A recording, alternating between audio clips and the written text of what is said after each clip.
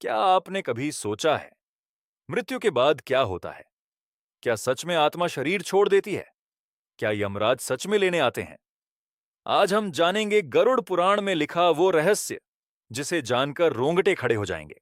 गरुड़ पुराण के अनुसार जब किसी व्यक्ति की मृत्यु होती है, उसकी आत्मा शरीर से अलग हो जाती है।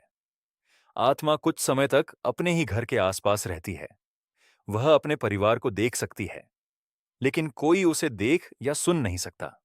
उसे अपने शरीर और परिवार से मोह होता है।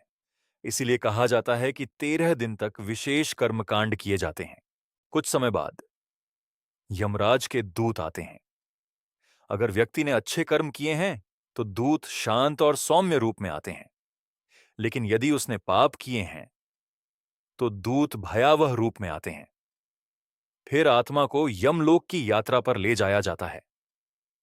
यह यात्रा कठिन और कष्टदायक बताई गई है।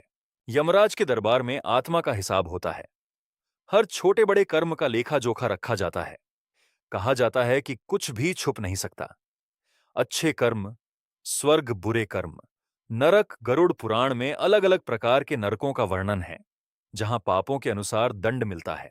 स्वर्ग, जहां सुख, शांति और दिव्य आनंद है, देवताओं के साथ रहने का अवसर मिलता है। नरक, जहां आत्मा अपने पापों का दंड भोगती है, लेकिन यह दंड हमेशा के लिए नहीं होता। जब आत्मा अपने कर्मों का फल भोग लेती है तो उसे पुनः जन्म मिलता है। अगला जन्म इस बात पर निर्भर करता है कि उसने पिछले जीवन में क्या किया।